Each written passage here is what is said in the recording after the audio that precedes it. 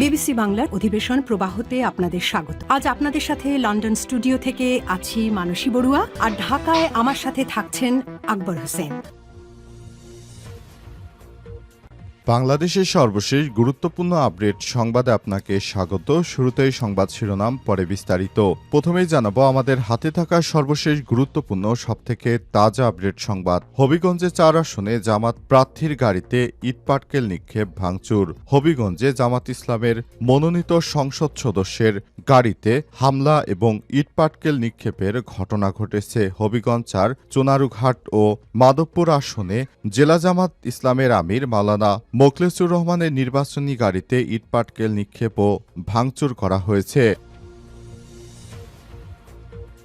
এরপর জানাবো প্রধান উপদেষ্টাকে 6 আন্তর্জাতিক সংগঠনের চিঠি, সংস্কার প্রক্রিয়া এগিয়ে নেওয়ার আহ্বান। বাংলাদেশের মানবাধিকার সমুন্নত রাখতে সংস্কার প্রক্রিয়া এগিয়ে নেওয়ার পাশাপাশি নতুন করে মানবাধিকার লঙ্ঘনের ঘটনা রোধে একগুচ্ছ ব্যবস্থা নেওয়ার আহ্বান জানিয়েছেন প্রধান উপদেষ্টা অধ্যাপক ড. মোহাম্মদ ইউনূসকে চিঠি লিখেছে 6টি আন্তর্জাতিক মানবাধিকার সংস্থা। এদিকে সালমান শাহর মৃত্যুর 3 দশক পর হত্যা মামলা দায়ের স্ত্রী সামিরা সহ আসামি 11। চিত্রনায়ক সালমান শাহর মৃত্যুর প্রায় 3 দশক পর অবশেষে দায়ের করা হলো হত্যা মামলা। আজ রাজধানীর রমনা থানায় এই মামলা করেছেন সালমান শাহর মামা আলমগীর কুমকুম। সেখানে সামিরাকে 1 নম্বর আসামি করে 11 জনকে আসামি করা হয়েছে। এর মধ্যে পরিচিত মুখের মধ্যে রয়েছে তখনকার খলনায়ক ডন। কিশোরীকে ধর্ষণের অভিযোগে যুবককে পিটিয়ে হত্যা। নারায়ণগঞ্জ শহরের খানপুর এলাকায় কিশোরীকে ধর্ষণের অভিযোগে আবু হানি পাটাস নামে এক যুবককে পিটিয়ে হত্যা করেছে স্থানীয় কয়েকজন যুবক। নিহত হানিফের বাসা বাগেরহাটের এবং তিনি খানপুর এলাকার ইতুভিলার বাড়ির দারোয়ান হিসেবে কর্মরত। এবং সর্বশেষ জানাবো 16 বছর ভোটাধিকার বঞ্চিতরা সুযোগ পেলেই ধানের শীষে ভোট দেবে বললেন জয়নুল আবেদিন। বিএনপির চেয়ারপারসনের উপদেষ্টা ও সাবেক বিরোধী দলীয় চিফ হুইপ জয়নুল আবেদিন ফারুক বলেছেন, তুমি হাসিনা বিনা কারণে আমার নেত্রী বেগম খালেদা জিয়াকে জেল খাটিয়েছ, নেতা তারেক রহমানের মেরুদণ্ড ভেঙে দিয়েছ। আমরা ভুলিনি যে লোকগুলো 16 বছর ভোট দিতে পারেনি, তারা একবার সুযোগ পেলেই ধানের শীষে ভোট দিয়ে বিএনপিকে জয়ী করবে। প্রিয় দর্শক, এতক্ষণ শুনছিলেন সংবাদ শিরোনাম, এবারে বিস্তারিত। তবে তার আগে বন্ধুরা অনুরোধ থাকবে এই সংবাদটিতে একটি লাইক দিন। এই চ্যানেলে আপনি নতুন হয়ে থাকলে আমাদের সংবাদটি দেখতে দেখতে চ্যানেলটি সাবস্ক্রাইব করে রাখুন। কমেন্ট করে বন্ধুরা আপনার মূল্যবান মতামত জানিয়ে দিন আপনি বিশ্বের কোন দেশ থেকে বা বাংলাদেশের কোন স্থান থেকে আমাদের সংবাদটি দেখছেন এবং শুনছেন। আর বন্ধুরা, সংবাদটি আপনার সোশ্যাল মিডিয়া ফেসবুকে শেয়ার করে বন্ধুদেরও দেখার সুযোগ করে দিন। গাজা যুদ্ধে আপনি যদি নিরীহ ফিলিস্তিনিদের ভালোবেসে থাকেন, কমেন্টে ইয়েস লিখে বিশ্ববাসীকে জানিয়ে দিন। এবারে বিস্তারিত। হবিগঞ্জে 4 আসনের জামাত প্রার্থীর গাড়ি বহরে ইটপাটকেল নিক্ষেপ ভাঙচুর বিএনপির। হবিগঞ্জ 4, চুনারুঘাট মাধবপুর আসনে প্রার্থী ও জেলা জামাত ইসলামের আমির মাওলানা মোখলেসুর রহমানের গাড়ি বহরে ইটপাটকেল নিক্ষেপ করে ভাঙচুর করেছে বিএনপির নেতাকর্মীরা। রাত আনুমানিক 8টার দিকে মাধবপুর উপজেলা বহর ইউনিয়নের রাজাপুর এলাকায় এই ঘটনা ঘটে।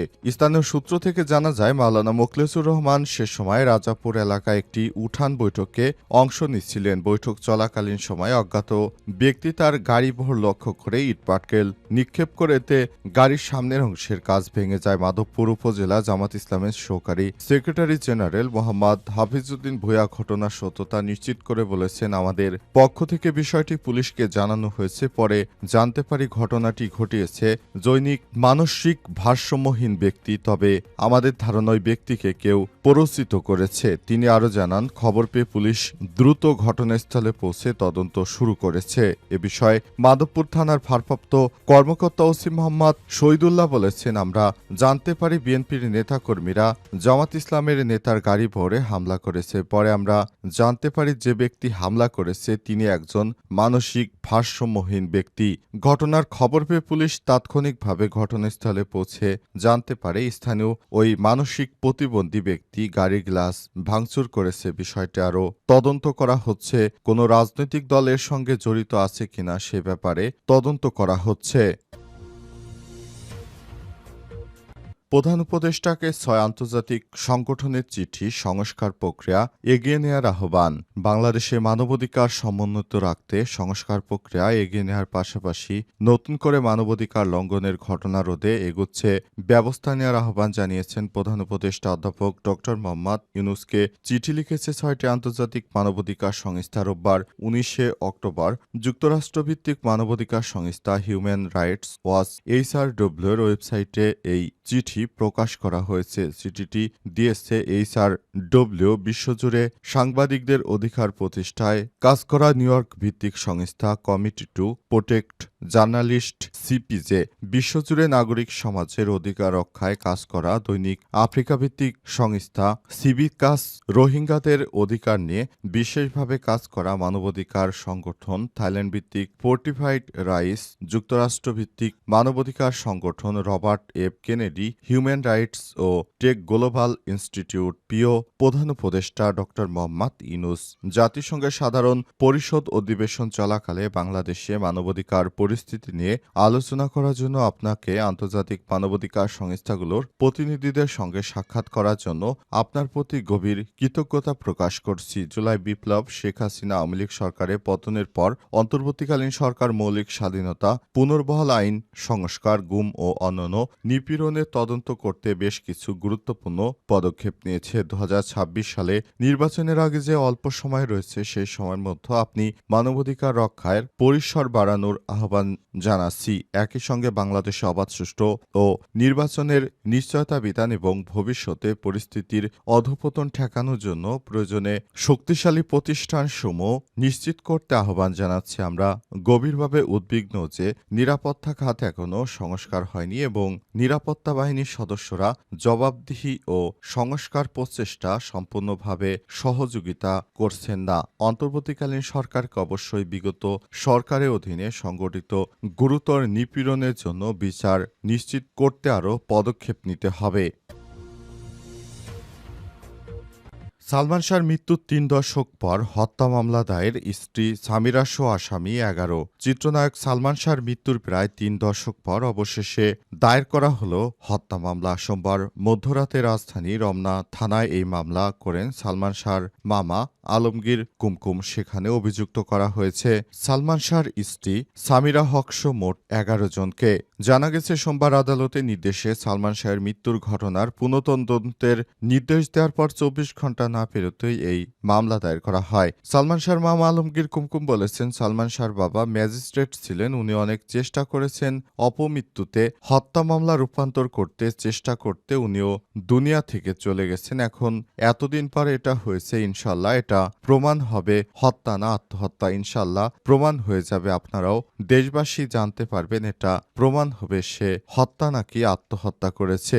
সালমানের এজাহারে প্রথম আসামি হিসেবে নাম রয়েছে সালমান শাহর স্ত্রী সামিরা হকের। এরপর রয়েছেন ব্যবসায়ী আজিজ আহমেদের ভাই, এরপর রয়েছেন লতিফা হক লুসি, চলচ্চিত্রের খলনায়ক ডন শো, আরও কয়েকজন। মোট অভিযুক্ত 11 জনের পাশাপাশি উল্লেখ করা হয়েছে অজ্ঞাতনামা আরও কয়েকজনের নাম। প্রসঙ্গত 1996 সালের 6 সেপ্টেম্বর ঢাকার ইস্কাটনের বাসায় ফ্যানের সঙ্গে ঝুলন্ত অবস্থায় সালমান শাহর মরদেহ উদ্ধার করা হয়। এরপর শুরু হয় দীর্ঘ তদন্ত, যা প্রায় 3 দশক ধরে অপমৃত্যুর মামলা হিসেবে চলতে থাকে। পরবর্তী police bureau of investigation PBI তাদের চূড়ান্ত প্রতিবেদনে সালমান শাহর আত্মহত্যা করেছে বলে মত দিয়েছে। তবে সালমান শাহর মা জানিয়েছেন তার ছেলে আত্মহত্যা করেনি, তাকে হত্যা করা হয়েছে। কারণ সালমান শাহর মা শুরু থেকেই তার পুত্রবধূ সামিরাকে সন্দেহের চোখে দেখতেন। তিনি জানিয়েছেন সালমান শাহকে এই সামিরাই হত্যা করেছে। দীর্ঘদিন ধরে